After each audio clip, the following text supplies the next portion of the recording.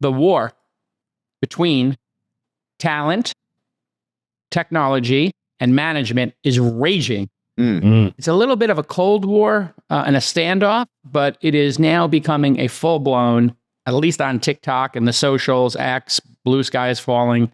This is going to become an outright war because something happened just yesterday or the day before. Microsoft, which has record profits. Am I correct, Alex? Record profits at this moment in time? Yes. Record profits.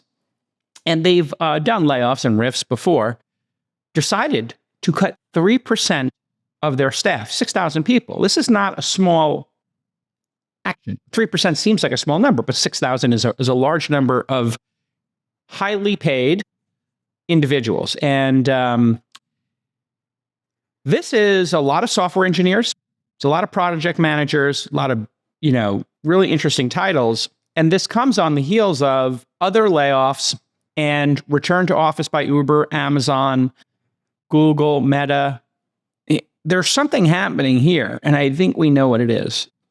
Alex, tee up what I missed here in terms of the data points so people can understand, because the deal between management and talent, I'm going to say talent in our industry, management and talent, owners of the business responsible for the bottom line, the talent that helps them execute on the vision, has been, hey, if things are good, we're making money, we're profitable, just relax. There's nothing to worry about because we're massively profitable. We're printing money. Au contraire, mon frère. Things are going smashingly for Microsoft, and they're doing 6,000 people just hit the bricks. Alex, just tee it up a little bit here. What did I miss here in my little intro? And then we'll get into it. I thought that was fantastic. I just pulled the data for you on Microsoft's profitability to put this into context for everybody.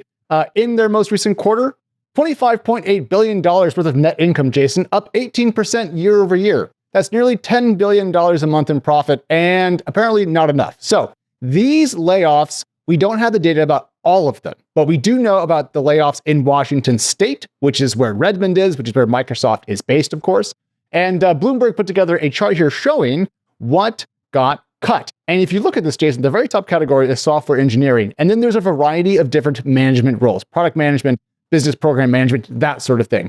Now, we've talked a lot on the show about how companies are trying to get flatter, trying to get more into founder mode, have the founder and CEO more in the details. From that perspective, Jason, I can understand having PMs and other roles that used to sit in between the CEO and the ICs lose some of their primacy. But I was shocked at just how many of these cuts in Washington State from Microsoft in this riff were software engineers. Because what does Microsoft make? They make frickin' software, It strikes me as a very different era in tech. Gone are the days when Google was warehousing talent. Today, people don't want talent. And you tweeted a post from Blind indicating that apparently a lot of senior people were cut because they were the most expensive. So not only did we not want SWEs, maybe we don't want senior folks in general. Yeah, Lon, maybe you could bring up and give us a little color commentary here on what was on Blind. For people who don't know, Blind is one of these anonymous social networks for people to vent at work.